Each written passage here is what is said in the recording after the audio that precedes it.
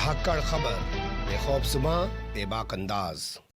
धाकड़ खबर के news room से मैं आपके साथ हूं अकरम रईस खान। जानते हैं धंधेबाज की सबसे बड़ी पहचान क्या होती है?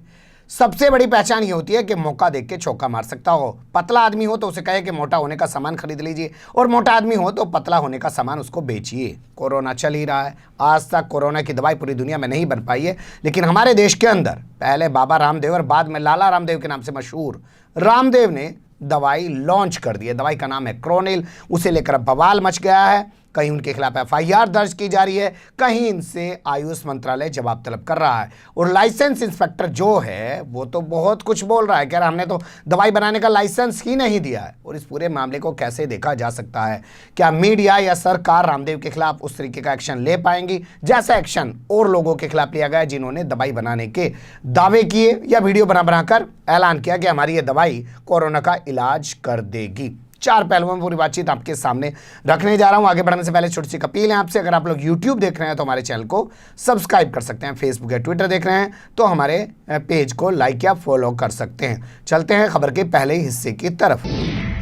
खबर के पहले हिस्से में बता दें, बाबा रामदेव ने दावा किया ये दवाई है जिसका नाम है क्रोनिल 14 दिन में गंभीर से गंभीर मरीज का इलाज कर देगी। महज उसके 5 घंटे बाद केंद्र सरकार के आयुष मंत्रालय ने इस दवाई के प्रचार प्रसार पर यानी विज्ञापन पर रोक लगा दी, बिक्री पर पूरी तरीके से रोक लगा दी और कहा कि जब तक तमाम चीज़ों को देख नहीं लेगा उससे पहले इस दवाई को नहीं बेचा जा सकता है, इस दवाई का प्रयोग नहीं किया जा सकता है, इस्तेमाल नहीं किया जा सकता है। तो पहला अपडेट ये है कि दवाई लॉन्चिंग के 5 घंटे बाद ही दवाई पर रोक लग गई है, और वो भी केंद्र सरकार के आयुष मंत्रालय के जरिए।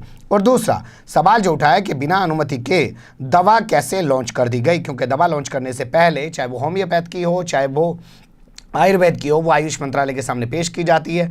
तमाम रिपोर्ट दिखाई जाती है कि साहब हमने दवाई बनाई, इतने लोगों पे इसका तजर्बा किया, फला हॉस्पिटल में इसका तजर्बा किया, ये हमारी रिपोर्ट है, आप इसको देख लीजिए, अनुमति दे दीजिए और हम इस दवाई को लॉन्च करना चाहते हैं। लेकिन उन सबको बाईपास करके दवाई को लॉन्च कर दिया गया। यही नहीं, जयपुर में स्थित national institute of medical science यानी कि निम्स से भी जवाब तलब किया गया, क्योंकि बाबा रामदेव ने दावा किया था कि उसके पास आंकड़े हैं जो निम्स के जरिए तैयार किए गए हैं। निम्स ने उसकी दवाई को पास किया है, इसलिए वो अपनी दवाई का लॉन्च कर रहे हैं।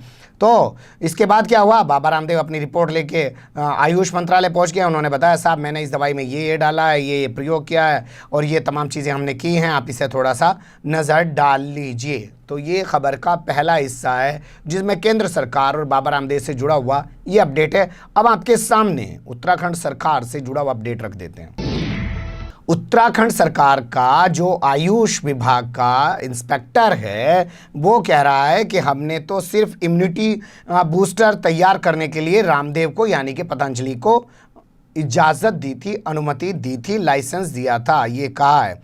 उत्तराखंड में बता दें हरिद्वार वही जगह है जहाँ पे पतंजलि स्थित है। तो वहीं के आयुष विभाग के जो लाइसेंस अधिकारी हैं उनका कहना है कि हमने सिर्फ इम्यूनिटी बूस्टर तैयार करने के लिए पतंजलि को लाइसेंस दिया था। अब उन्होंने दवाई कैसे बना ली है, हम इस बारे में नोटिस जारी कर रहे हैं, उनसे जवाब तलब किएंगे कि कैसे दवाई बना ली आखिर, जब आपको दवाई बनाने का लाइसेंस नहीं दिया गया था और वो भी कोरोना की दवाई बना लेंगे, ये उनसे पूछा जाएगा। ये चीज़ उन्होंने कही है।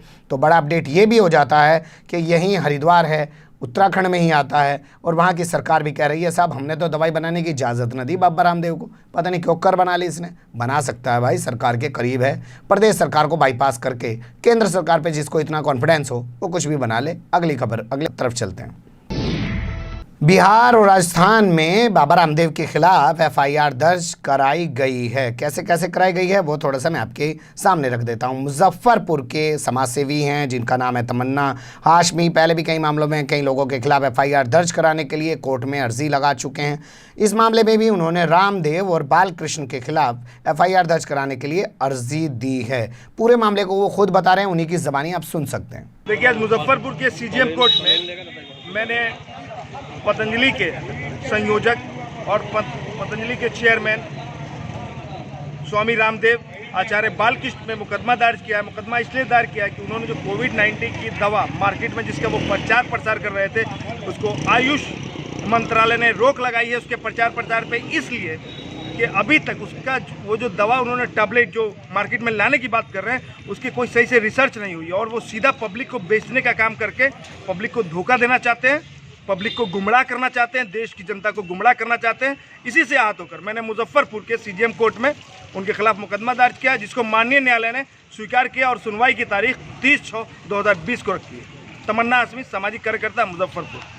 सुन लिया आपने तमन्ना हाशमी को। अब आपके सामने राजस्थान के जयपुर का हाल रखता हूं। राजस्थान के जयपुर में एक थाना है जिसका नाम है गांधीनगर। वहां पे डॉक्टर संजीव गुप्ता ने रामदेव और बालकृष्ण के खिलाफ एफआईआर दर्ज कराई है। यहाँ बताया जा रहा है कि एफआईआर दर्ज हो गई, वहाँ कोर्ट में सिर्फ अभी अर्जी दी गई है अदालत के आदेश पे एफआईआर दर्ज कराने के लिए। यहाँ जो डॉक्टर संजीव गुप्ता है उनका कहना है कि रामदेव ने कोरोना की दवा बनाकर लोगों को गुमराह करने का काम किया है, दावा करके लोगों को गुमराह करने का काम किया है। भाई दवा बना रहे हैं, दवा बनाने के साथ दावा कर रहे हैं कि ठीक हो जाएगा, गुमराह करने का काम किया है, इसलिए उनके खिलाफ एफआईआर दर्ज की जाए क्योंकि उन्होंने कोई दस्तावेज को यहाँ खड़े सरकार से कोई अनुमति नहीं ली है। दवा लॉन्च कर दी। अब सबसे अहम पहलू यानी कि चौथे पहलू की तरफ चलते हैं। क्या कुछ होगा या फिर सारा मामला सुर्खियों में आने के बाद ठंडे बस्ते में चला जाएगा? कुछ चीज़ों पे गौर कर लेते हैं। एक तो सबसे पहले चीज़ ये समझ लीजिए कि सरकार को इस मामले में खुद एफआईआर दर्ज करानी चाहिए थी, क्योंकि हमने देखा मेरठ में और कई जगह लोगों ने दावा किया कि उन्होंने कोरोना की दवाई बना ली है, उसके बाद उनको उठाकर जेल में डाल दिया गया, उनके खिलाफ एफआईआर दर्ज कर ली गई। लेकिन यहाँ रामदेव के खिलाफ एफआईआर दर्ज नहीं की। केंद्र सरकार ने सिर्फ इतना कहा कि उनकी दवाई पर फिलहाल रोक लगाई जाती है, प्रचार प्रसार पर, विज्ञापन पर रोक लगाई जाती है। क्यों नहीं किया गया, ये एक बहुत बड़ा सवाल है। इस पर बात होनी चाहिए थी, एफआईआर होनी चाहिए थी, ये एक चीज़ है। दूसरा, क्या रामदेव के खिलाफ कोई एक्शन ले पाएगी सरकार या नहीं ले पाएगी? क्योंकि रामदेव तो सबसे बड़े मोदी भक्त हैं, वो तो खूब कहा करते थे। आज देख लीजिए डीजल पेट्रोल से आगे चला गया। वो कहते थे कि पेट्रोल जो है 30-35 रुपये बिकेगा और डॉलर जो है वो बहुत ही सस्ता हो जाएगा, ये उनका दावा था। लेकिन वो दावे में कहीं खरे नहीं उतरे, काला धन भी आज तक नहीं आया। लेकिन फिर भी सरकार की कृपा से धंधा तो उनका बढ़ रहा है। अब उनके पास परिवार तो है नहीं, कमा के इतना कहाँ ले जाएंगे? तो पिछले दरवाजे से सरकार को ही दे दो भैया, किसी और को ही दे दो। कहाँ ले जाओगे इतना? हम तुम्हारे लिए मौका भी तो दे रहे हैं, तुम्हें ज़मीनें दिलवा रहे हैं, जगह जगह फैक्ट्री लगाने के लिए तुम्हें इन्वेस्टर दिलवा रहे हैं, लोग आके तुम्हारे पास इन्वेस्ट कर रहे हैं। तो कमा रहे हो तो कमा के बाद पिछले दरवाजे से यहाँ दो, तमाम चीज़ें हैं। तो क्या इसमें एक्शन हो पाएगा? ये एक बहुत बड़ी चीज़ है। और क्या मीडिया की औकात है बाबा रामदेव के खिलाफ एक्शन लेने की?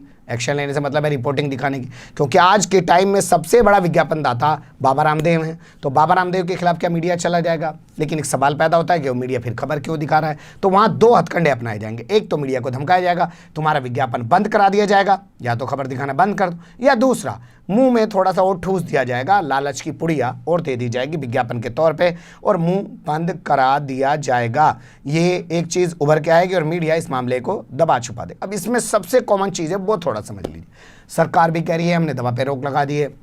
उत्तराखंड सरकार के आयुष मंत्रालय का जो अधिकारी है, लाइसेंस अधिकारी, वो कह रहा है भैया हमने तो लाइसेंस ही नहीं दिया। मीडिया भी इस खबर को दिखा बुला रहा है। कम से कम इस बहाने देश ही नहीं दुनिया में क्रोनिल मशहूर हो गई है। मार्केट में आने से पहले ही उसका इतना तगड़ा प्रचार हो गया है। ये भी एक पब्लिसिटी स्टंट हो सकता है, सोचे समझे तरीके से। बाद में कहा जाए कि ठीक है दवाई अच्छी है, दवाई का इस्तेमाल कर सकते हैं, लेकिन तब तक भारत ही नहीं पूरी दुनिया में ये दवाई मशहूर हो सकती है।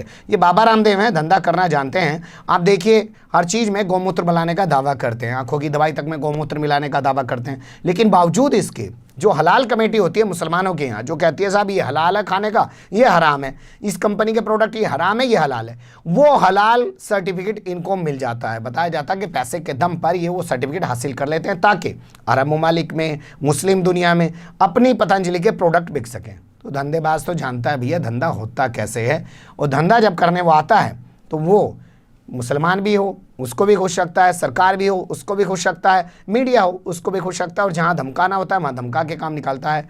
नहीं देखा हो तो MBBS फिल्म देख लीजिएगा, मुन्ना भाई MBBS संजय दत्त वाली, बनिए की तरह काम करते हैं। उसमें वो सरदार जी का जो रोल निभा रहे हैं, साथ मिले रहते हैं और उन्हीं के ज़रिए उन्हीं की गर्लफ्रेंड का वो पूरा घर उजड़वा देते हैं। ये धंधेबाज ऐसे ही होते हैं। आज़ादी के दौर को भी देखिए, जिस वक्त देश गुलाम था, लोग लड़ाई लड़ रहे थे देश को आज़ाद कराने के, और टाटा बिरला जो हैं वो क्या कर रहे थे भैया, उठा के इतिहास देख लो, धंधा कर रहे थे। तो धंधेबाज हमेशा धंधा करता है। लोग मर रहे हो तब भी धंधा हो रहा था, लोग जी रहे हो तब भी धंधा उसका हो रहा था। तो धंधे में कोई कमी ना आने पाए, बने रहिएगा धाकड़ खबर के साथ। फिलहाल कमेंट्स के रूप में आप लोग अपनी राय दे सकते हैं, खबर को लाइक कर सकते हैं, चैनल को सब्सक्राइब कर सकते हैं और ज़्यादा से ज़्यादा हमारी खबर को शेयर कर सकते हैं। फिर ऐसे ही किसी सुलगते हुए उलझते मुद्दे लेकर मैं आपके सामने हूँगा हाजिर। फिलहाल अभी मुझे नहीं इजाज़त।